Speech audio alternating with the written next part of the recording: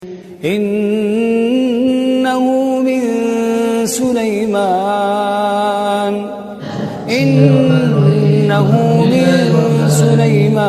وإنه بسم الله الرحمن الرحيم. الحمد لله رب العالمين.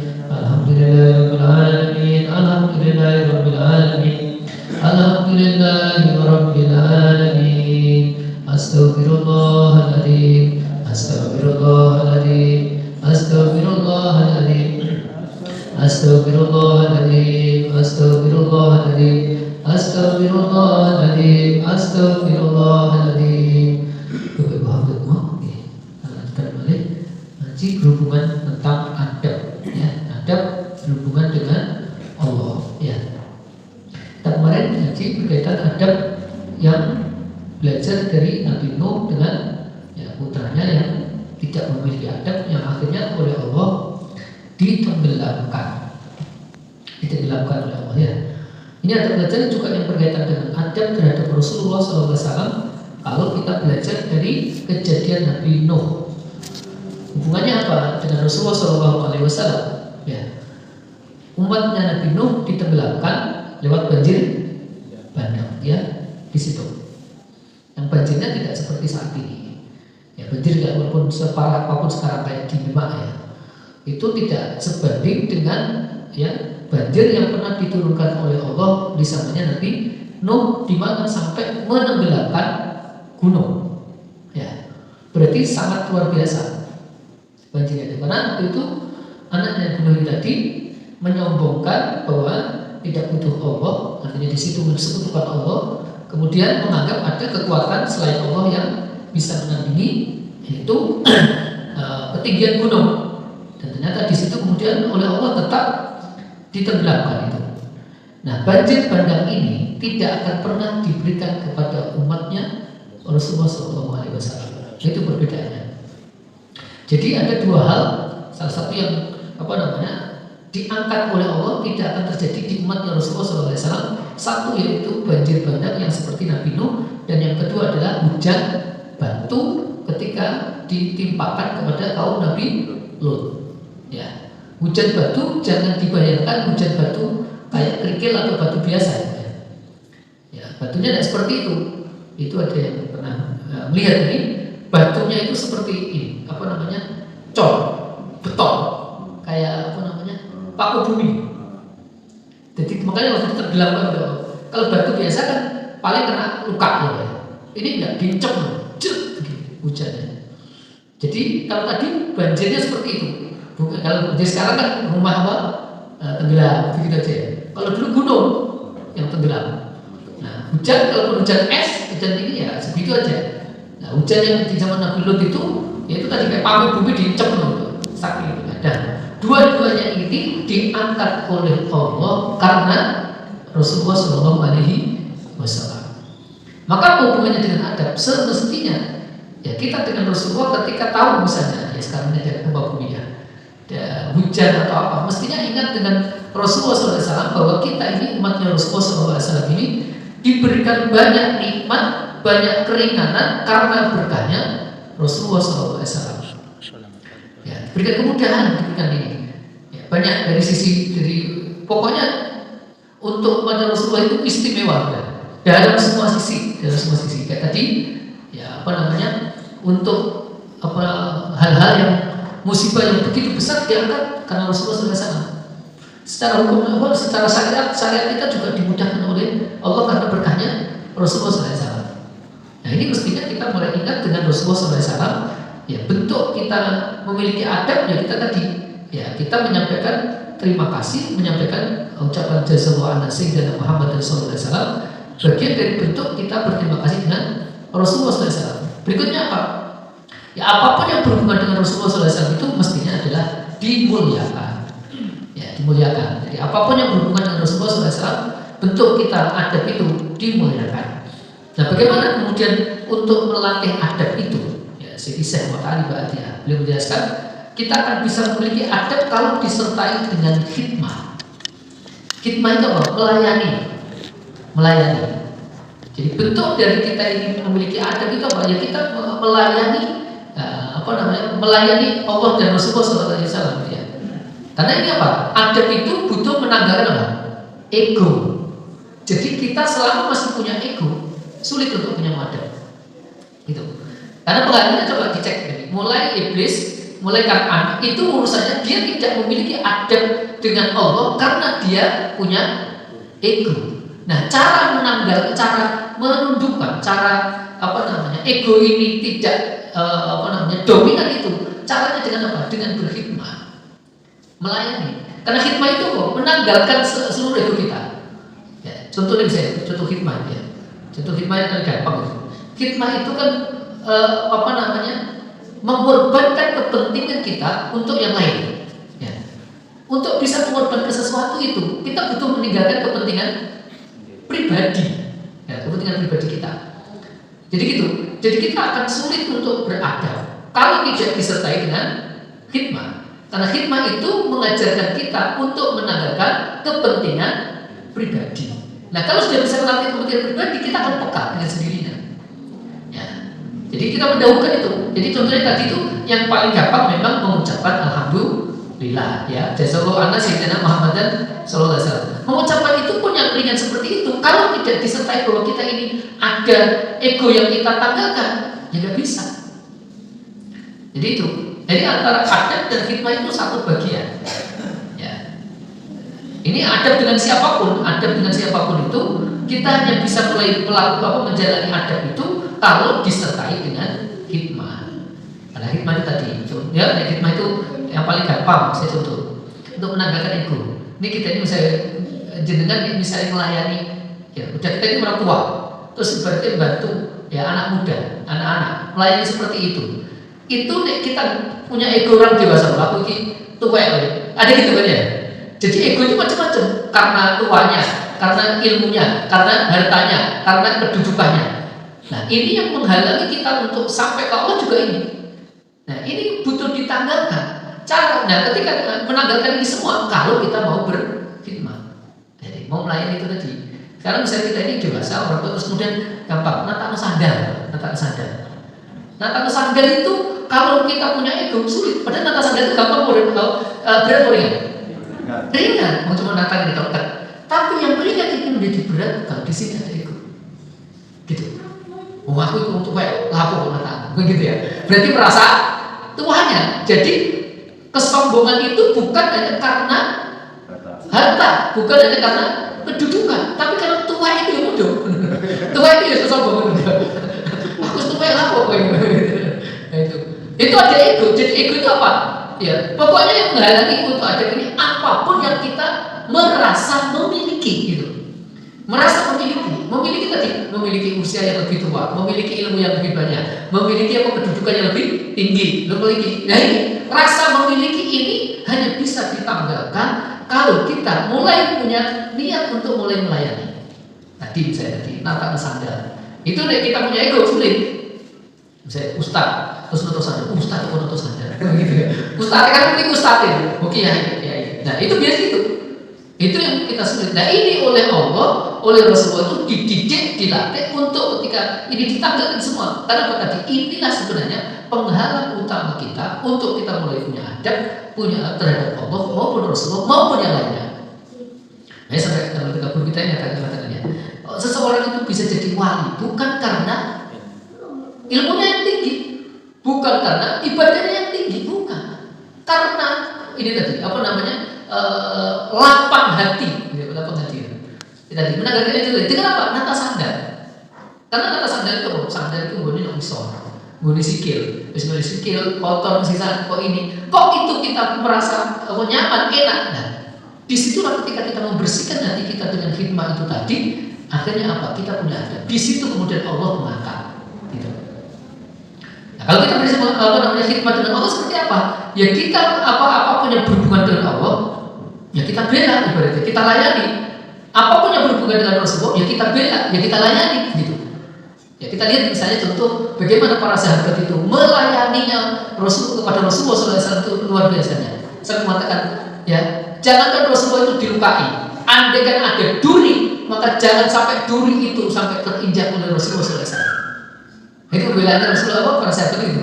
Kita lihat bagaimana Sayyidina Abu Bakar itu kemudian mengorbankan dirinya, mengorbankan keselamatannya hanya karena untuk Rasulullah. Jadi para sahabat semua itu mereka memiliki adab yang tinggi karena disertai dengan hikmah. Ya, hikmah dengan Rasulullah itu, hikmahnya macam-macam itu berarti itu. Hikmahnya macam-macam. Masing-masing mereka punya hikmah dengan Rasulullah SAW. Ya, dengan Allah juga begitu hikmahnya ya. Allah dan Rasul karena ini satu bagian. Yang sampai disebutkan kan, "Qul in kuntum tuhibbunallaha fattabi'uni." Ya, ada gitu. Jika kamu mengatakan cinta kepada Allah, fattabi'uni, mengikuti. Artinya apa? Ya, ada lagi atiullaha wa atiur rasul. Ya, untuk Allah dan Rasul itu satu paket. Ketika bisa khidmah dengan Allah, dia akan bisa khidmah dengan Rasul. Ketika dia bisa khidmah dengan Rasul, dia akan juga khidmah dengan Allah. Ini saya contoh bagaimana khidmahnya Sayyidina Mus'ab bin Umair. Mus'ab bin Umair itu sahabat yang dulu dia adalah sahabat yang paling kaya raya, ya, sahabat dari keluarga kaya raya, pakaiannya paling mewah, kendaraannya paling bagus karena keluarga kaya. Sultan saya sekarang itu ya, sultan. Ya, sampai dikatakan itu karena saking kayanya semua orang di Madinah kalau punya anak perempuan pengen mengambil menantu. Dan kalau orang perempuan semuanya pengen jadi istrinya. Tapi begitu kenal dengan Rasulullah SAW, semua ditinggalkan semuanya dan hanya untuk berkhidmat dengan Rasulullah SAW. Maka Sayyidina Mus'ab bin Umair itu adalah termasuk sahabat yang pertama dikirim untuk ke Madinah. Dan di akhir kehidupannya beliau, Sayyidina Mus'ab bin Umair itu adalah sahabat yang tidak berani menunjukkan wajahnya di saat beliau meninggal. Tidak mau menengadahkan wajahnya. Jadi pada saat perang Uhud, kondisi yang sangat terdesak itu, maka Sayyidina Mus'ab bin Umair itu menjadi tamengnya Rasulullah SAW, bentengnya. Jadi akhirnya apa? Jadi di Rasulullah di belakang ini, apapun musuh yang mau mencoba mendekati Rasulullah, Sayyidina Mus'ab yang menghalangi. Sampai akhirnya tidak ada jengkal sedikit pun kecuali dalam diri Sayyidina Mus'ab bin Umair itu adalah kena panah, kena pedang yang itu. Di saat ketika beliau mau meninggal itu, karena saking adabnya yang tinggi luar biasa, karena merasa tidak bisa menjaga Rasulullah SAW, tidak bisa lagi membenteng Rasulullah SAW, karena sudah dalam kondisi yang parah luar biasa, akhirnya meninggal dalam kondisi menangkupkan wajahnya. Saking apa? Saking malunya dengan Rasulullah SAW. Seperti itu. Jadi kan beliau nggak berani meninggal begini, ditutupkan karena apa? Merasa malu. Padahal ini seluruh tubuhnya, seluruhnya sudah habis gitu. Nah, itu kenapa? Karena melayani berkhidmat dengan Rasulullah SAW seperti itu. Itu seperti begitu. Makanya kemudian kita lihat sampai meninggal pun dengan adab yang tinggi luar biasa. Coba kita lihat ya. Kita lihat bagaimana Sayyidina Abu Bakar, Sayyidina Umar dalam kondisi meninggal pun tetap membawa adab. Gitu.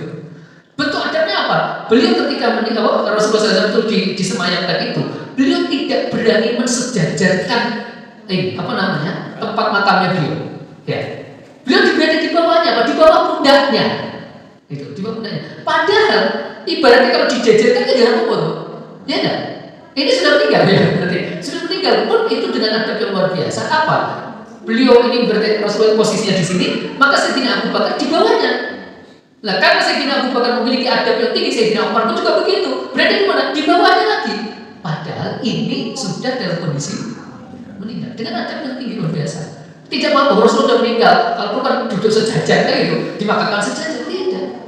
Dan bagaimana kemudian Sayyidatuna Aisyah itu, ini karena adab yang tinggi luar biasa. Sayyidatuna Aisyah itu sebenarnya mau minta untuk disemayamkan bersama Rasulullah SAW dan ayahnya, ya, karena ya siapa yang nggak ingin disandingkan dengan Rasulullah, disandingkan dengan ayah, sudah minta itu. Tapi kemudian di akhir kehidupan Sayyidina Abu Bakar, Sayyidina Umar mendekati wafat, minta kepada Sayyidatuna Aisyah, mengutus putra Sayyidina Abu untuk meminta, bolehkah ini ayahku ini diizinkan untuk biar bisa membersamai dua sahabatnya. Kemudian akhirnya ditaruh di situ.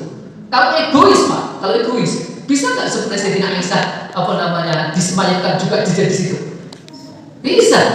Tapi apa Sayyidina Aisyah karena memiliki adab yang tinggi luar biasa, akhirnya beliau tidak minta disemayamkan bersama ayah dan suaminya. Kenapa? Karena di situ ada Sayyidina Umar, dia bukan mukhrimnya, akhirnya apa? Sayyidina Aisyah disemayamkan di baki.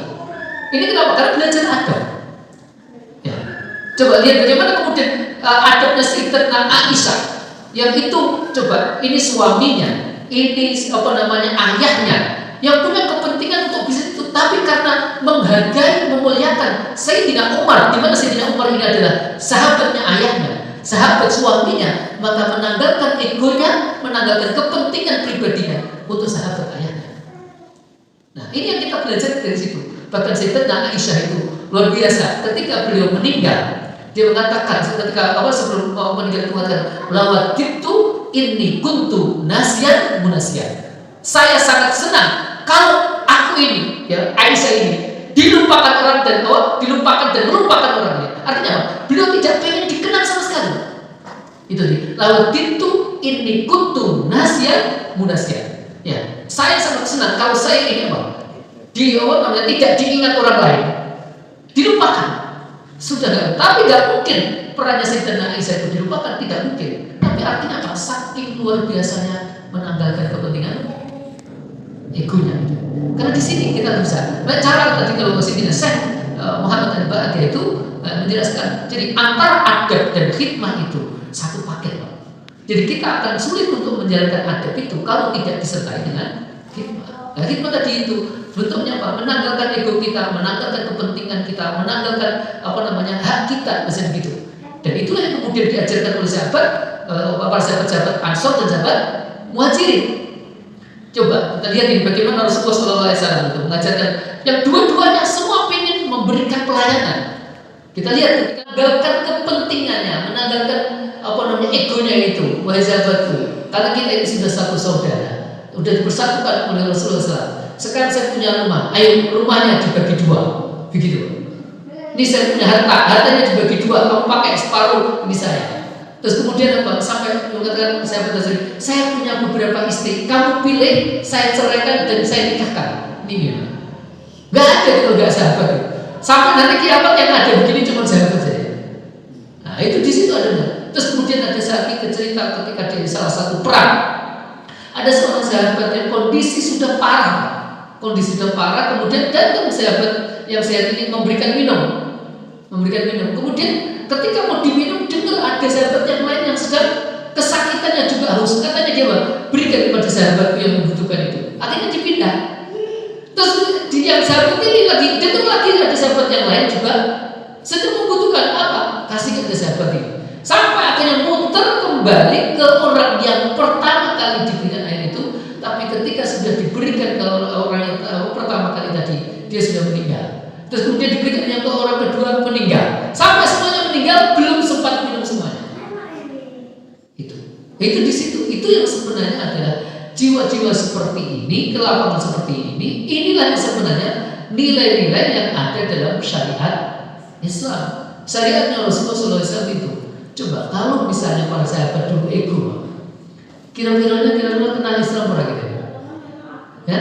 Kalau sahabat dulu itu mementingkan kepentingan pribadi, kira-kira bisa tidak kita saat ini memeluk Islam? Apakah kita kemudian kenal Allah dan Rasul? Tidak mungkin. Tidak mungkin itu. Coba Sayyidina Abu Ayyub Al-Ansari itu, bagaimana beliau sudah mendapatkan kedudukan yang tinggi. Ya, tempatnya adalah rumahnya yang ditempati Rasulullah SAW. Tinggal dekat dengan Rasulullah SAW. Tapi ditinggalkan pada saat usia yang sudah 80 tahun. Untuk mana? Ke Turki. Ya, ke Turki apa? Untuk belani biasanya. Untuk belani saudaranya yang ada di Turki. Ya, karena waktu itu adalah umat Islam harus mengalahkan dengan orang kafir di benteng Konstantinopel itu. Kondisi yang sudah ibaratnya Abu Ayyub Al-Ansari ini untuk harapan hidup itu nggak mungkin, mesti tua. Dan betul akhirnya memang belum sampai ke Turki di Gunung Putih, biasa namanya di sana itu. Meninggal usia 80 tahun. Padahal sudah enak, di Madinah sudah enak. Bukankah orang-orang yang sampai ke Indonesia saat ini, ya, anak cucu Rasulullah SAW yang menyebarkan Islam di Indonesia ini, beliau meninggalkan seluruh kepentingannya beliau sendiri. Nah itu, ini kenapa? Karena mereka memiliki adab yang tinggi, mereka adab yang luar biasa kepada Allah dan Rasulullah. Jadi kenapa kalau kemudian sekarang ini kita ini diguyok-guyok, walaupun mayoritas ya, kini mayoritas 80% umat Islam, tapi kenapa kemudian hidup kita kaum muslim seperti ini? Karena masing-masing tadi itu kehilangan adab dengan Allah dan Rasulullah. Kenapa? Karena kehilangan dari hikmah itu tadi, jiwa melayani itu tadi. Ya kan melayani itu tadi kalau menanggalkan ego ini kan ya itu sampai kemudian bagaimana haknya Rasulullah itu, andaikan siapapun yang diminta oleh Rasul itu haknya Rasul boleh. Ini misalnya kita punya keluarga, siapapun yang kita punya keluarga, kok andaikan Rasulullah SAW itu meminta, maka kewajiban kita wajib untuk menyerahkan. Ini misalnya kita punya anak, ya Rasul minta harus diberikan. Kita punya orang tua, minta harus diberikan. Ini punya istri, kok minta diberikan, itu misalnya gitu. Punya suami harus diberikan. Kenapa? Karena saking tingginya jasanya Rasulullah SAW. Nah, sekarang kita mulai belajar. Jadi kemarin kita sudah belajar bagaimana iblis itu dilempar dengan kesombongannya itu karena merasa dia yang lebih baik, dia yang merasa ini. Kemudian Kan'an itu tadi dia merasa ada selain Allah yang merasa lebih, maka kemudian juga Allah tenggelamkan. Nah ini pelajaran buat kita juga begitu. Jadi pelajaran kita tadi bagaimana kita menanggalkan ego kita tadi itu, ya, dan kembalinya tadi ego itu untuk kemudian kita bisa beradab dengan Allah dan Rasulullah. Nah itu latihan. Jadi misalnya kayak ya hari Jumat gini, ini mesti kita harus niatin. Saya niat untuk menghidupkan hari Jumat. Saya niat untuk bisa berkhidmat dengan Rasulullah SAW. Saya niat berkhidmat dengan Allah. Begitu ya. Ya makanya sampai orang-orang yang berkhidmat itu diberikan kedudukan yang tinggi. Ya, saya contoh nanti di hari kiamat tidak ada naungan kecuali hanya naungannya Allah. Dan coba cek ternyata di sana apa urusannya? Semuanya urusannya hikmah, Pak. Salah satunya adalah seorang pemuda yang hatinya tertaut dengan masjid. Berarti hikmah dengan siapa? Nah, dengan Allah. Lewat apa? Dengan masjid. Itu di situ. Jadi tidak itu urusannya semua itu jadi. Ya, sampai minum katanya Rasul itu tidak sempurna imannya seseorang itu. Ya, hatta sampai dia mencintai saudaranya sebagai mencintai dirinya sendiri. Itu berarti apa? Menanggalkan egonya. Nah, ini kita latihan di situ, jadi itu. Nah, sekarang mulai kita apapun ada yang bisa kita mulai khidmahkan, misalnya gitu ya. Kita bisa berkhidmahkan dengan Allah, dengan Rasulullah. Apapun yang kita masing-masing punya. Dan itu sahabat-sahabat itu semuanya berebut untuk berkhidmat dengan masing-masing kemampuannya. Sayyidina Bilal, ya misalnya gitu. Sayyidina Abu Bakar, Sayyidina Khalid bin Walid. Itu semua mereka sahabat-sahabat itu punya khidmah. Nah ini tadi, ya disitulah ya kita bisa belajar khidmah itu urusannya memang nata di sini. Ya. Imam Al-Ghazali untuk dia kemudian bisa belajar tentang urusan hati, ya urusannya juga khidmah. Waktu itu disuruh gurunya suruh membersihkan septic tank. Nah, waktu itu belajar waktu itu gara-garanya ketika beliau sholat itu ya sama adiknya imamnya, katanya adiknya tadi bilang, Kak ini sampai ngimami kok belepotan semua, kena darah katanya, najis semua. Ternyata Pak Imam Al-Ghazali kepikiran waktu sholat tentang urusan haid wanita. Jadi waktu sholat mikir hukum fikih gitu. Terus akhirnya kemudian suruh belajarnya apa sarannya sama gurunya? Suruh bersihin septic tank. Ya, ketika mau bersihkan septic tank itu mau copot baju. Ya, copot baju. Enggak boleh copot baju. Harus itu tadi. Ya, nah kita kan kotor-kotor kan bajunya didek ya. Enggak boleh. Akhirnya apa? Ya sudah suruh pakai apa itu. Begitu mau jebur begitu baru ditarik sama gurunya. Nah, itu kalau nggak punya saya punya ego nggak bisa. Ya, itu di situ. Ya ada siapa namanya Imam Asy'ari. Imam Asy'ari itu, ini ada seorang wali yang pekerjaannya kayaknya sederhana, Pak. Tukang sol sepatu, melayaninya Pak. Jadi tukang sol sepatu, jahit sepatu, Pak. Itu katanya siapa namanya, Imam Asy'ari waktu itu. Ini seorang yang ilmunya tinggi luar biasa, punya kitab luar biasa, karang luar biasa, ulama tinggi. Tapi urusan tadi ini masih harus belajar dengan wali yang oleh Allah tadi punya pekerjaan tukang sol sepatu. Katanya setiap kali lewat ke tukang sol sepatu ini katanya nggak mungkin, katanya Allah itu nggak mungkin bikin wali dari orang bodoh, katanya begitu. Setiap kali lewat itu gitu. Sampai yang ketiga kalinya, begitu ketiga kalinya langsung bilang apa? Uskut himar Fatimah, katanya. Diam, himarnya Fatimah. Baru dia kaget Imam Asy'ari. Duh, kok ngerti nama istri saya, katanya gitu. Jadi namanya istrinya itu Fatimah. Katanya uskut ya himar Fatimah. Diam himarnya hati Fatimah. Dia baru ingat Imam Asy'ari malam harinya itu Imam Asy'ari ini jadi budanya istrinya. Jadi seorang ulama besar sama istri kalah. Ya, istrinya itu. Nah, ternyata ceritanya Imam Asy'ari itu ngajar sampai kemalaman. Saking kemalaman sama istrinya ditutup kunci rumahnya. Dikunci. Gara-gara dikunci. Gak dibuka pintu, katanya ini. Kamu boleh masuk rumah asal kamu jadi kuda saya. Ditumpahin lah kuda masuk. Ini orang besar, katanya. Nah ternyata apa? Wali yang dari tadi tukang sol sepatu itu, Allah kasih tahu, ya, kasih ngerti nih malam itu baru dinaiki. Terus kemudian lagi uskut ya himar Fatimah. Dia berimanya Fatimah langsung, ini betul. Berarti ini seorang wali yang biasa dibilang, nggak mungkin Allah yang bikin wali dari wali yang menjahil, nggak mungkin dari orang bodoh, katanya. Baru mulai ngakui, Pak. Begitu ngakui, akhirnya Imam Asy'ari datang ke wali Allah, saya mau jadi muridmu. Enggak, katanya. Karena wali sombong malah punya ilmu, enggak saya terima, katanya. Enggak, saya pengen benar jadi murid. Enggak saya terima.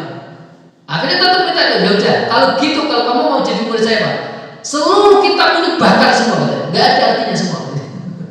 Ini punya karang kitab yang luar biasa, bakar semua. Untuk apa? Menanggalkan ego ilmunya, maksudnya. Kitabnya dibakar semua, belajar. Jadi apa? Khidmah sama beliau. Begitu khidmah sama wali itu, akhirnya Imam Asy'ari punya kitab namanya Mizan Asy'ari. Jadi kitab itu isinya begini, Jadi kalau ada pendapat tentang hukum fikih yang pecah sekali, ada yang lentur sekali, beliau di tengah-tengah. Makanya namanya Mizan, timbangan. Nah, itu menjadi keberkahan ilmunya karena khidmah. Makanya disebutkan ya, bila ilmi irtafa, ya irfa. Dengan ilmu irtafa, kamu akan diangkat derajatmu. Tapi bila hikmah intafa, kamu dengan hikmah jadi berkah, gitu. Jadi berkah. Jadi keberkahan itu diundang dari hikmah. Kalau ilmu tadi, bila ilmi irtafa, dengan ilmu kamu akan naik derajat. Tapi tidak cukup dengan ilmu saja. Tadi itu Imam Asy'ari harus disertai dengan hikmah. Bil hikmah intafa, dengan hikmah maka jadi berkah. Apa? Berkah ilmumu, berkah hidupmu, berkah keluargamu, berkah macam-macam begitu. Nah, bisa hikmah itu kalau menanggalkan ego. Jadi latihannya di situ. Nah, sekarang jadi kayak kita ini sekarang misalnya ya menghidupkan sunnah-sunnah Rasulullah. Niatnya apa? Niat hikmah Rasulullah SAW, gitu ya. Niatnya siapa? Niat menghidupkan hikmah, menghidupkan syariatnya Rasulullah SAW, gitu. Jadi bukan hanya sekedar ngaji ya, Pak. Tapi harus diniati bahwa saya ini niat berhikmah untuk menghidupkan syariat yang dibawa Rasulullah SAW. Jadi ngaji memang kita akan dapat ilmu, tapi disertai dengan kemudian niat kita berhikmah. Ya, banyak contoh orang-orang terdahulu, para ulama ya, ini semuanya itu menjadi manfaat karena dengan hikmah. Nah, hikmah kita apa? Ya, hikmah kita dengan tadi bisa kita diberikan ilmu tentang kesehatan, saya Pak Ustaz Rendio, dengan ilmunya itu, ya, dengan ilmunya, dengan hartanya, dengan tenaganya, dengan apapun yang itu tadi, semuanya latihannya adalah untuk kemudian memiliki adab yang tinggi terhadap Allah dan Rasulullah. Itu di situ. Jadi Hasyim Asy'ari itu yang kemudian seperti ini. Itu pun juga karena hikmah. Nah ini muka kita dipimpin oleh Allah, berikan taufiknya Allah untuk senantiasa berlatih untuk belajar hikmah. Ya. Jadi satu bagian, satu paketnya itu kalau kita ingin memiliki adab mesti harus disertai dengan hikmah. Ya. Dan termasuk ini kita istighfar itu juga bagian dari melatih adab kita kepada Allah. Ya, semoga kita bareng-bareng baca istighfarnya sebelum